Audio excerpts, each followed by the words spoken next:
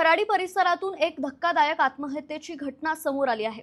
बलात्काराच्या खोट्या गुन्ह्यात अडकवण्याची धमकी देत पैशांची मागणी केल्याच्या कथित छळाला कंटाळून 28 वर्षीय करण बाळासाहेब कांबळे यांनी गळफास घेऊन आत्महत्या केल्याचा आरोप करण्यात आला आहे। या प्रकरणी खराडी पोलिसांनी 4 जणांना अटक केली आहे। अटक करण्यात आलेल्यांमध्ये प्रीती उर्फ रमिसा उर्फ माही, तिचा पहिला पती अनिकेत बोधरडे तसेच संस्कृती आणि ऋतिक रांदिवे यांचा समावेश आहे। पोलिसांनी दिलेल्या माहितीनुसार करण आणि प्रीती हे काही वर्षांपासून एकमेकांच्या परिचयात होते आणि ते खराडीतील ठीटे वस्ती परिसरात लिव्ह इन रिलेशनशिपमध्ये राहत होते। दरम्यान आरोपींकडून करण यांच्याकडे वारंवार पैशांची मागणी करण्यात येत होती।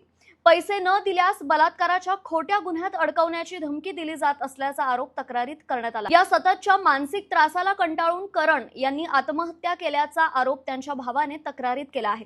या प्रकरणाचा पुढील तपास पोलीस निरीक्षक चंद्रसेन पालकर करत आहेत।